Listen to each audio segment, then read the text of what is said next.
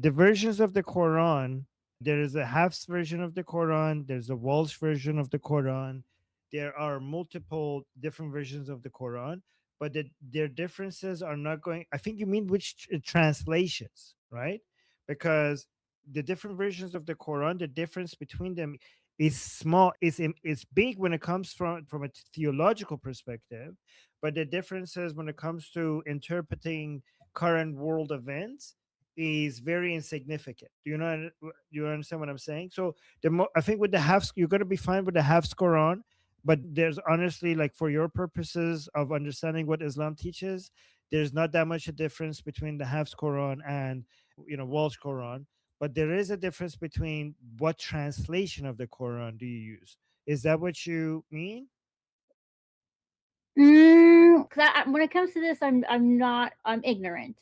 And the last time we this was brought up, everyone was telling me which version to buy, and I'm like, oh my god, there's too many versions. Which one's the best version? I don't know which one. So I think you're talking. So these are English, right? I think you're talking about the Correct. translation. Okay, okay. So when they're Correct. saying which version of the Quran to buy, I think they're talking about the translation, right? So a lot of people think that Pictal is the best translation because it's most true to the original, but it is hard to read. It's kind of it kind is you kind of sometimes feel like you're reading something like Shakespeare or whatever, right? Sahih International is the easiest one to read, but it also whitewashes some of the harshest parts of the Quran. I do like Abdul Halim. It's not as famous, but sometimes I think it's both easy to read and it's also somewhat honest. But honestly, if you if you want to understand the Quran, it's not good enough to read the translation. You need to also read the tafsir. So the Quran, the tafsir is the commentary on the Quran, right? And the best way to do that is not just reading the Quran. You need to, I think, doing it on the internet is better, right? You need to you could So the tafsir is the commentary of the scholars throughout time with their understanding of the each verse in the Quran and the sha'nun nuzul of each verse, right? So sha'nun nuzul is the context in which the verse came down, right? So let me make it clear. So the translation itself will not tell you what the point of this verse was. You will read it and you will not be able to make much sense of it, regardless of what translation you read. So when you read each verse of the Quran, if you then read the tafsir of that verse, okay, then you will have multiple Islamic, many of them native Arab speakers, multiple scholars with different opinions, putting commentary on that verse, basically their interpretation of that verse, and then you will see how much they agree and how much they disagree. And what they do in the tafsir is that they will bring relevant hadiths that will make sense of this Quranic verse, because a lot of this Quranic verse, Muhammad said something about the Quran verse that the people who are tafsiring or commenting on the verse will bring the relevant hadiths that will make sense of what this Quran verse was about and why it was even what was the point of the revelation. And they will also put in the sha'nun nuzul. Sha'nun nuzul is the context in which the verse was given to Muhammad. Like, what was happening at that time? What happened before it?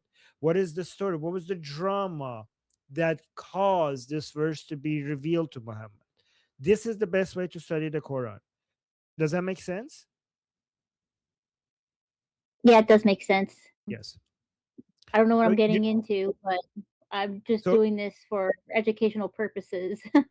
so let me help you study it. Okay, so the best way to study the Quran is not to read it back to back, because the Quran, the way that is in the book, it's not in order of revelation. Okay, it's not in the order of revelation.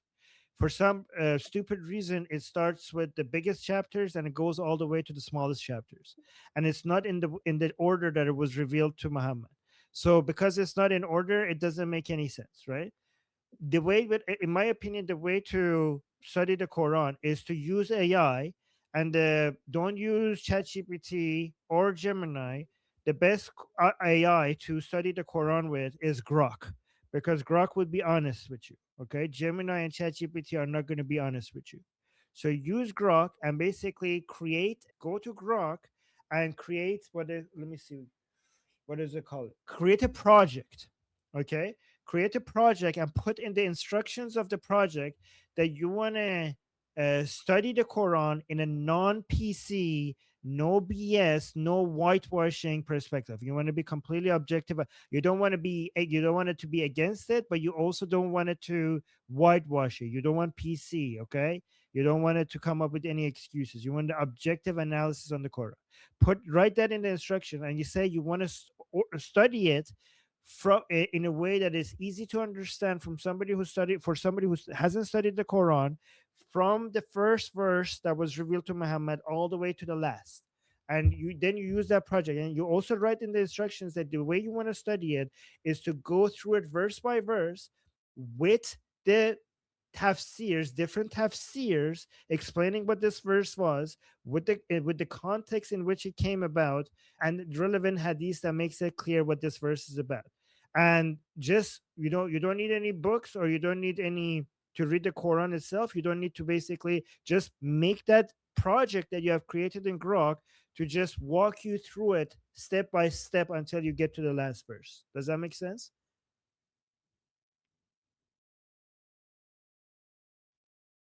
Kathy? Okay, I think Kathy is missing. Do you guys have my audio? Am I still here? I hear you. I hear you okay. There might be something going on her side.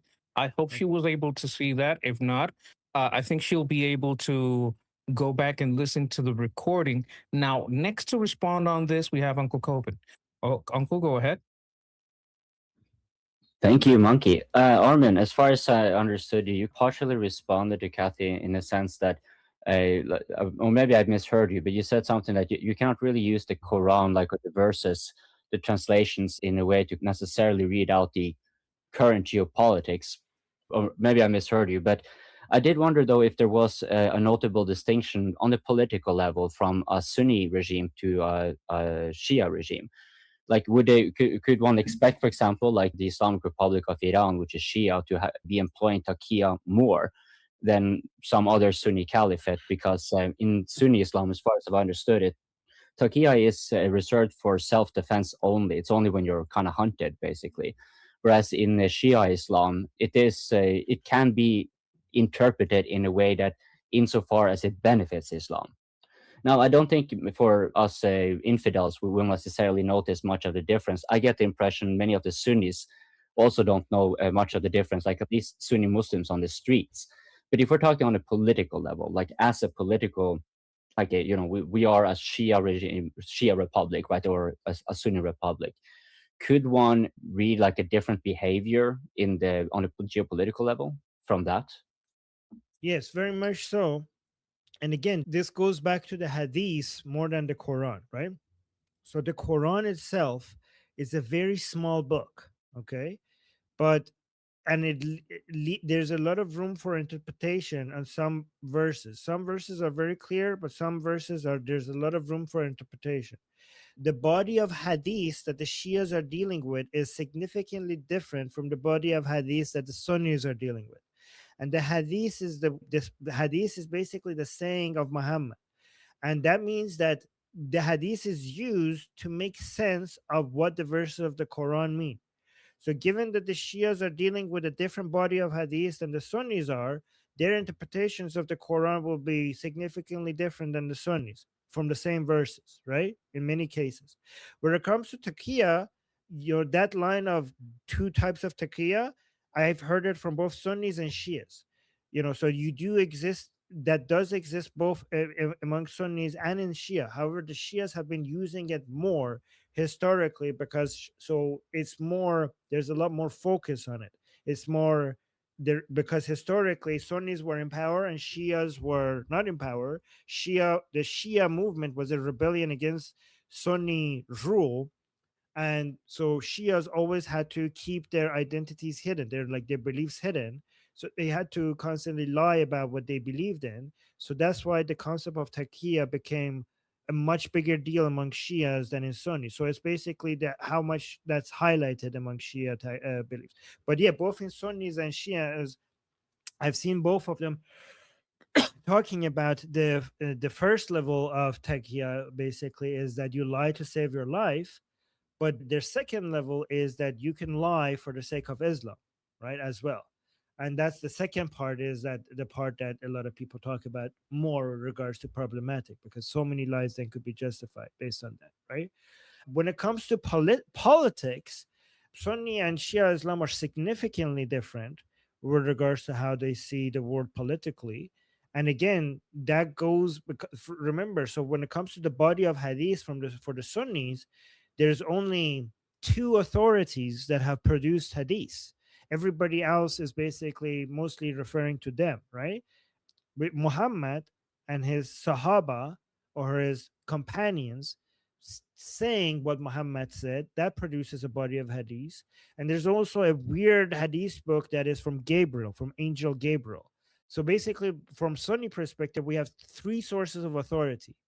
One, God Himself, revelation from God Himself, which is the Quran. Then we have Muhammad saying and actions, which is the Sunnah. His sayings will be the Hadith, and his actions will be the rest of the Sunnah, the traditions of Muhammad. And pro- Angel Gabriel was supposed to be only. This is something that most Muslims, by the way, don't know. Angel Gabriel was supposed to be just the person, just the entity that would get the revelation from God and give it to Muhammad. But apparently, Angel Gabriel has his own hadith book, which is like not from God; it's just from himself, which is interesting as well. But that's something that most Muslims are not aware of. But when it comes to the Shias, the source of hadith is significantly higher number of people, because they have 12 imams, and 11 of them had said a lot, right? So each one of these imams, everything they said will also be considered hadith. And so you can see, like, from a political perspective, the teachings of all the imams is something that exists, which is not even included in the hadith of Muhammad. But even when it comes to the hadith of Muhammad, many Shias don't even believe in the sources of hadith from Muhammad. So you can see, you could get completely. But the main difference is not these, like, taqiyya, what is taqiyya, what is not taqiyya. These are things that taqiyya is something that non-Muslims pay a lot of attention to. But when it comes to what makes the biggest difference, is how Muslims view legitimate Islamic authority. What justifies, who has the authority, who should have the authority to rule, and how you justify that Islamically. That is what makes the most different from a political perspective, rather than these small things like Taqiyya, for example. Does that answer your question? Yes, I believe so. If I understood it correctly, that would probably also explain a bit why they would be more open for utilizing Taqiyya in against, not only for like self-defense, but also outwardly. Because I imagine, like, if you're from the Sunni and you're operating with such concentrated authority, you do not, like, one thing is to allow a deception towards the enemy, especially when you are in enemy territory. But another thing is to kind of normalize that in your own society, especially when you have a, because that will kind of lend itself for corruption of the minds of the believers themselves, right? But in the Shia Islam, it sounds to me that it's a little bit easier to kind of get away with that, or to implement that uniformly, precisely because they're operating with so many different authorities. So, like, that's why the Alawites, as far as I've understood it, will be a branch of Shia Islam that is fundamentally very, very like, it's quite different, distinct from the Shia Islam that you will find in Iran. So yeah, okay, So, yeah, thank you. here's what Yeah. I suggest, because I know a lot of non-Muslims are very interested in Taqiyya. I think that there's a too much attention on Taqiyya. I think that if people really want to understand the politics of Islam in the modern world, the best thing to study is the Muslim Brotherhood, the evolution of Muslim Brotherhood, and Sayyid Qutb. That is somebody to study, and the evolution of what led to it, especially everything that's happened after the Sykes-Picot agreement and the fall of the Ottoman Empire and the fall of the last caliph and then the Sunni Islam, and what led to the rise of people like Sayyid Qutb. in Egypt. That is the best thing to study from the Sunni side. From the Shia side, the best thing to study if you want to understand politics in Islam is Nawab Safavi and his connection to Sayyid Qutb, and him bringing that ideology into Iran and creating basically what eventually led to Khomeini's guardianship of the jurist. That is, if you want to study the Shia Islam, that is what to study. Um, this would give you a much better understanding, because Islam has always been political, but the nature of the politics in Islam change, like the way that that expresses itself changes from time to time. So if you want to understand Islam in the like the effect of Islam in the modern world, understanding the origins of the vilayat faqih, or guardianship of the jurist of Khomeini, and connecting that to Nawab Safavi, and then as understanding Muslim Brotherhood and the history of how Sayyid Qutb influenced it, that will give you a much better understanding of making sense of the Islamic world in the modern world. Awesome. Thank you very much, Armin. You're welcome. All right. Next to respond on this topic, we have Hal. Hi. I don't want to accidentally mispronounce, this particular text, but I am curious how, well, I should say that I see a lot of emphasis placed on the clarification of the means of salvation as being fundamental to the study of, modern Islam and the way, especially, it's practiced from a legal stance. How true do you think that is? So, I don't understand the question. Can you rephrase that? The text that was written, by Khomeini in the 60s, the clarification of the means of Oh, salvation, it's used okay. for legal purposes and, of course, societal purposes. And I'm curious how truly important this book is, because we, or at least I see it emphasized a lot in regard to how modern Islam Oh. is practiced. So I was curious about your perspective. Yeah, so I don't know. So Khomeini wrote a couple of books. The main book that had the most influence was his book Valayat Faqih, or Guardianship of the Jurist. I don't know how irrelevant, but other than the Velayat Faqih, I don't know how important those other books are. I know they're all obviously important if you want to understand Khomeini, but I only know that the Velayat Faqih book was the most important in relation to the others. The one other book that we sometimes gets mentioned is the Tahrir al-Wasila book. I don't want to say why that constantly gets mentioned, because I don't want to gross you up again. That's the one I'm referring to. Oh, Tahrir. That's the English translation of it. The Oh, clarification of the means of salvation. That's the English oh yes. translation. Okay, so So that's the that's English the as yes, so yeah, that's the English translation for Tahrir al-Wasila. Okay, okay. So yes. yeah, that's a significant book. I think it would be this that says after Velayat Faqih, that's the most important book by Khomeini. Yeah. The Velayat Faqih one is the most important one because the whole Islamic Republic was based on that book. You know, the Islamic Republic in Iran was based on this the book Guardianship of the Jurist. Tahrir al-Wasila, we mentioned it on the show because of this part that is very disgusting that people told me not to mention ever again. It's a very bizarre and disgusting wild book. There are many parts of it, by the way, that is like that. Yeah. Yeah, I'm not going to mention the grossest part, but can I mention something within Khomeini's book that is bizarre? Is that okay? I'll just quickly mention it. Khomeini in his book mentions in this book that if there's an earthquake, and then you are at the top floor in this building, and then you're next to the window, and because of the earthquake you fall down the window, and your aunt is basically down, you know, on the ground level, and then you fall on your aunt. Yes, people are in the live chat, they're saying the aunt shit. Yeah, exactly. And then you fall on your auntie, and then you impregnate her by accident because of this. Is the child that is created as a result of this intercourse haram or halal? Is this a bastard or is this a legitimate child? The child created after because of an earthquake, and you falling on your auntie. Isn't the question if the accident is haram or halal? No, the child itself. The child itself, is that a legitimate child, or is that, yeah, the action? So if the action, not the earthquake, but if the action is haram, the child would be a bastard.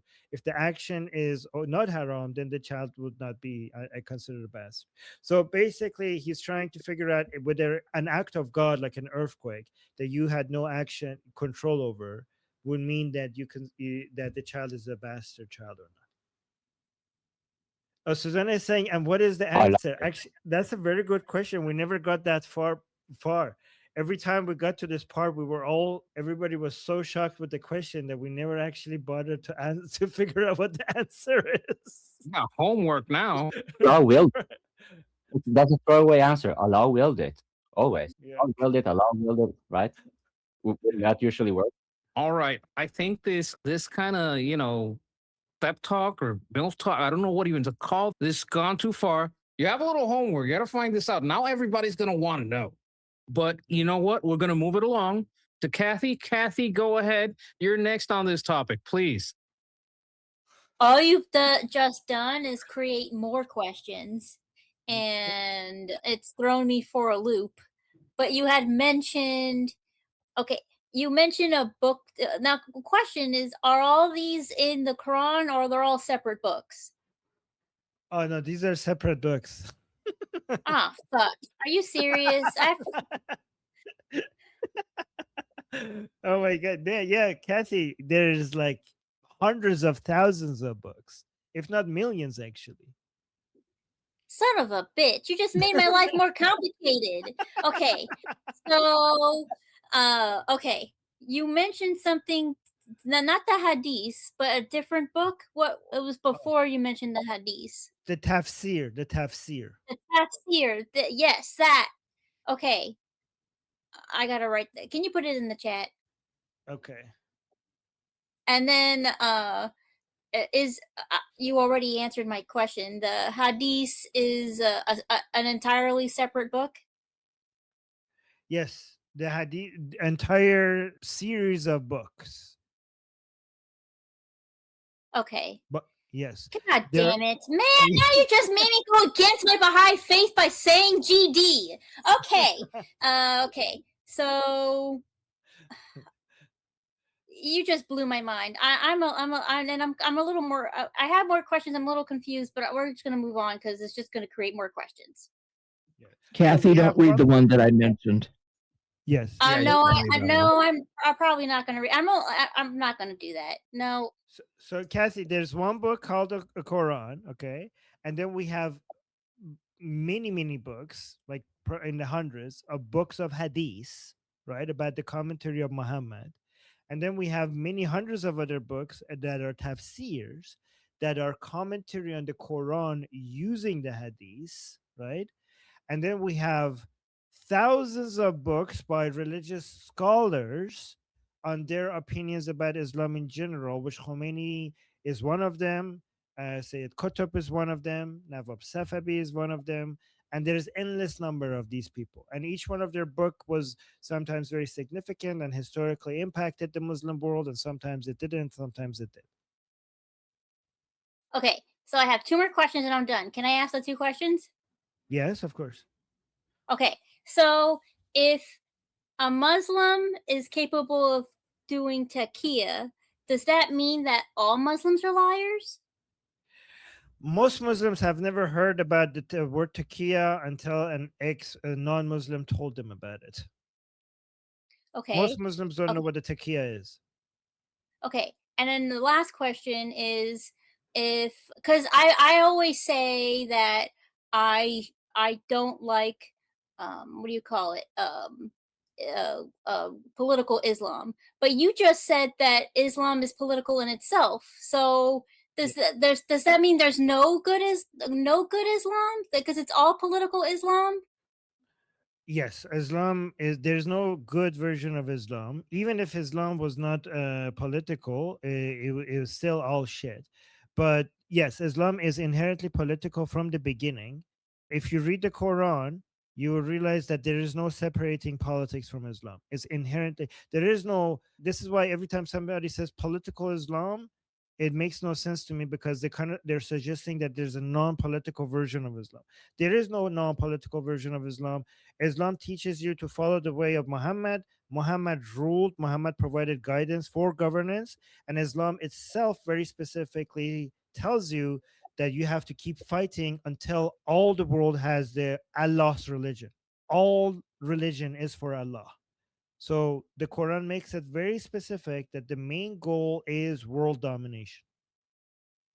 Okay, because I had a friend who said there's two different Islams. There's political Islam, which is the bad Islam, and then there's a non-political Islam, which is the good Islam. But based on what you're saying, there's no such thing as a non-political Islam, so it's all bad, and that just creates more fucking questions. Yes, I mean, unless there's a non-political way to dominate the whole world, I don't know. Is there? Then if there is, then there is a non-political Islam. Maybe Okay. it's practicing and non-practicing. I don't know. I mean, it tells you that you have to. So not only it tells you that you have to keep fighting until all religion is for Allah, it also tells you that all rule should be Allah's rule. Every single law, every single rule should be based on Allah. Like there should be basically no man-made laws. It should all rule within the world should be based on Allah.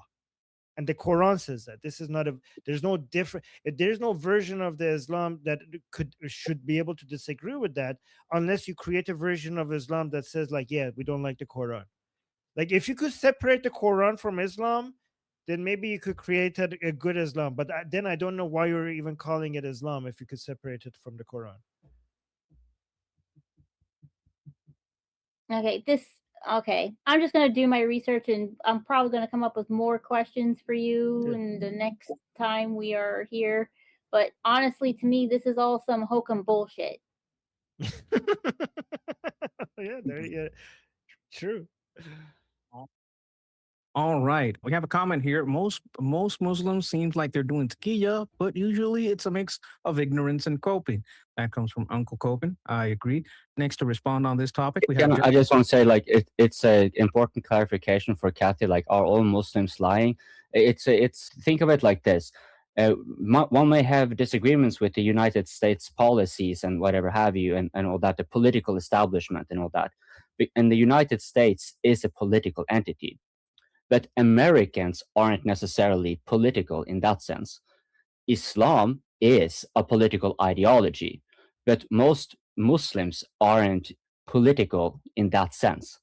You get it? So that's why you will often find Muslims, they will kind of, it seems like Taqiyya because they might be lying, but it's really more because they actually don't know, that they don't really care to read it themselves, but they're kind of part of the tribe. You know what I mean? So they will be like doing it on their own volition, which is why I think Armin is trying to tell, like you have to kind of go in this yourself and look it out. You cannot just read it outright literally, because while the Quran tells you to read it literally, that is not to be said that most Muslims actually read it literally, and that's what you're interacting with.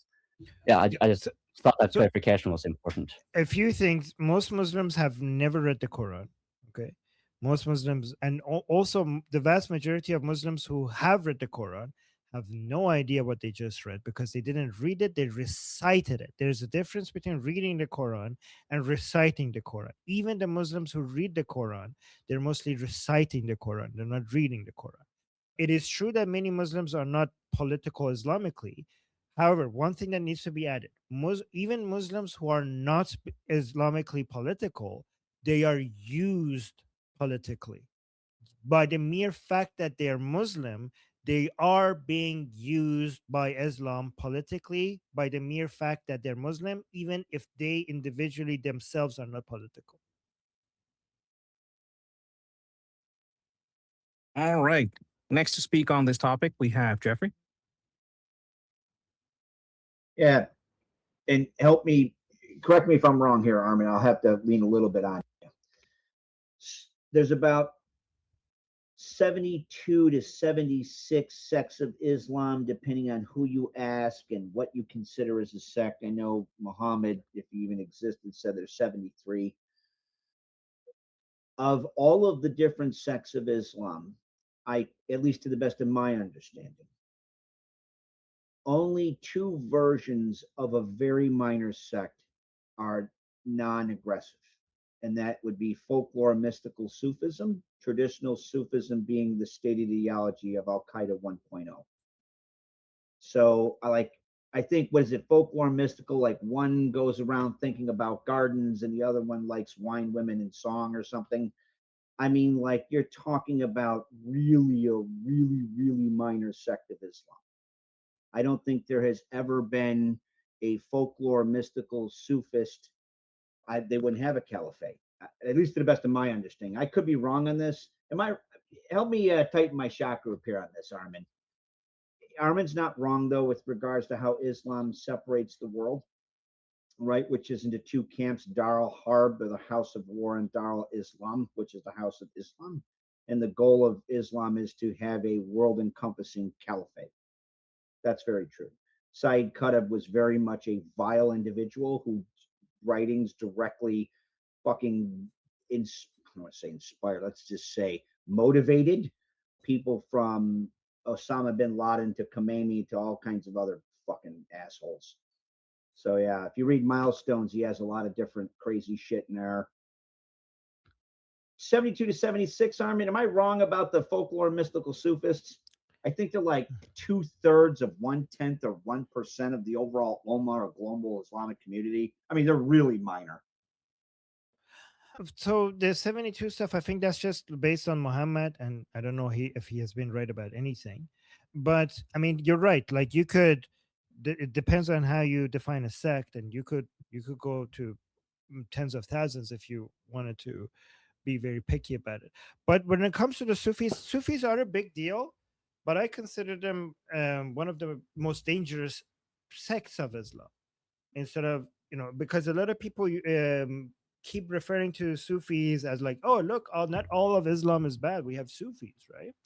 So I think the Sufis are actually one of the most dangerous parts of Islam, and I don't, because I'm gonna give a short version of this if I can. So first of all, let me, there's this thing that many Muslims talk about, the golden age of Islam. It is true that it was a golden age. Nobody could deny it. But it wasn't because of Islam. The reason why the golden age of, let's call it, the Middle East and North Africa happened is because of a movement away from Islamic values, partly because of that, right? A lot of the thinkers, a lot of the people, that the rulers that were responsible for that golden age, were basically practicing Islam less, not more, right? And that movement away from Islam was partly contributing to the how fast that area was progressing. One of the people who did made that area made everything regress back to barbarism and chaos were the Sufis. For example, people like Ghazali, who went against the philosophers and the scientists of that time for being un-Islamic, right? Basically relying on other sources of information rather than revelation.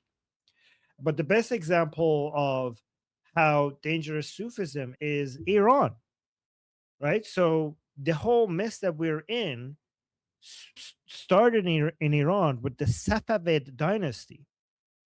The Safavid dynasty, it's not an Jeffrey. Listen to this. The Safavid dynasty. It's not a coincidence that word sounds like Sufi.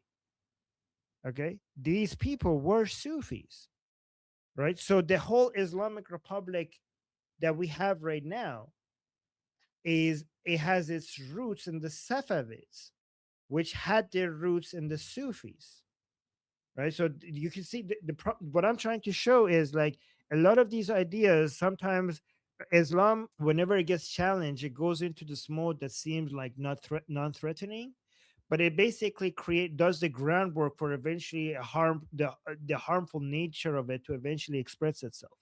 Every time you see a so-called version of Islam that sees less threatening, that's when you should be more.